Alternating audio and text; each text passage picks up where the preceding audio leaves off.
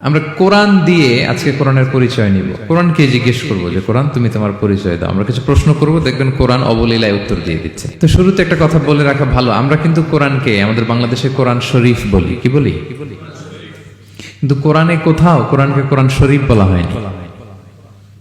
শরীফ আপনি বলতে পারেন, শরীফ অর্থটা ভালোই, সম্মানিত কোরআন। কোরআন শরীফ মানে সম্মানিত কোরআন। কিন্তু আল্লাহ তাআলা কোরআনকে কোরআন শরীফ কোথাও বলেননি।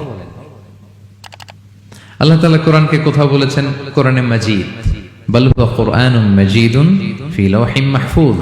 আমি লাওহে মাহফুজে এই কোরআনে মাজিদকে রেখেছি। লাওহে মাহফুজ 7 আকাশের উপরে। তুলুহু মা বাইনাস সামাই ওয়াল আরদ, আকাশ জমিন যত লম্বা লাওহে মাহফুজ ঠিক তত লম্বা। ওয়া আরদুহু মা বাইনাল মাশরিকি ইলাল মাগরিব, পৃথিবীর প্রাচ্য থেকে পাশ্চাত্য যত দূর, লাওহে মাহফুজ প্রশস্ততার দিক থেকে ঠিক তত দূর। ওহু মিন দুররাতিন বাইদা, সাদা ঝকঝকে ডায়মন্ড দিয়ে আল্লাহ লাওহে মাহফুজকে তৈরি করেছেন। এটা হচ্ছে কোরআনের বাড়ি 7 আকাশের উপরে। তা আল্লাহ বলেছেন বাল হুয়া কুরআনুম মাজিদ, কোরআনে মাজিদ বলছেন আল্লাহ, কোরআন শরীফ বলেন নাই। আরেক আয়াতে আল্লাহ তাআলা বলেছেন ইয়াসিন, তারপরে কি? ওয়াল কুরআনিল হাকিম। তাহলে আরেক আয়াতে কোরআনে হাকিম বলেছেন, প্রজ্ঞাময় কোরআন, কোরআন শরীফ বলেন নাই। সূরা ওয়াকিয়ার আরেক আয়াতে আল্লাহ তাআলা বলেছেন ইন্নাহু লাকুরআনুন কারীমুন ফি কিতাবিম মাকনুন, এখানে বলেছেন কোরআনে কারীম। সূরা হিজরের এক আয়াতে আল্লাহ বলেছেন কোরআনে আযীম, ওয়ালাকাদ আতাইনাকা সাবআম মিনাল মাসানি ওয়াল কুরআনাল আযীম। নবী হে, আপনাকে আমি নিত্য পাঠনীয় সপ্ত বাক্য দিয়েছি আর কোরআনে আযীম দিয়েছি। তাহলে আল্লাহ বললেন কোরআনে মাজিদ, তিনি বললেন কোরআনে হাকিম, তিনি বললেন কোরআনে কারীম, কোরআনে আযীম। কিন্তু এগুলো সব থেকে আমরা কি বলি? কোরআন শরীফ বলতে পারেন, অর্থ ভালোই, কিন্তু কোরআনে নাই, আল্লাহ তাআলা বলেন নাই। আসুন কোরআন শরীফ বলার পাশাপাশি আমরা কোরআনে কারীম, কোরআনে মাজিদ এগুলো বলতে অভ্যস্ত হই, কারণ এভাবেই কোরআনকে পরিচয় দিয়েছেন আল্লাহ তাআলা। পারা যাবে তো ইনশাআল্লাহ? শুধু কোরআনই কোরআনের নাম নয়, এছাড়াও কোরআনের আরো অনেক নাম কোরআনে খুঁজে পাওয়া যায়। যেমন কোরআনের একটা নাম হচ্ছে আল কিতাব। কোরআনের একটা নাম কি?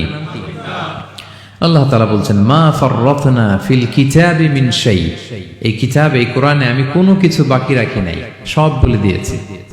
সব, ব্যক্তি জীবনে, পরিবারে, সমাজে, রাষ্ট্রে, রান্নাঘর থেকে শুরু করে বঙ্গভবন পর্যন্ত, কাঁথা সেলাই থেকে শুরু করে মহাকাশ পর্যন্ত সব আল্লাহ কোরআনে বলে দিয়েছেন, কিছু বাকি রাখে নাই। তাহলে কোরআনের একটা নাম আল কিতাব, একটা নাম কি? কোরআনের আরেকটা নাম আল ফুরকান, সত্য মিথ্যার পার্থক্যকারী, the criterion between right and wrong. কোরআন পড়লে বোঝা যায় কোনটা সত্য কোনটা মিথ্যা। আল্লাহ তাআলা বলেন তাবারাকাল্লাযী নাযালাল ফুরকানা আলা আবদিহি লিয়াকুনা লিল আলামিনা নাযীরা, আমি কোরআনকে ফুরকান বানিয়ে পাঠিয়েছি যাতে করে বিশ্বনবী মানুষকে সতর্ক করতে পারেন।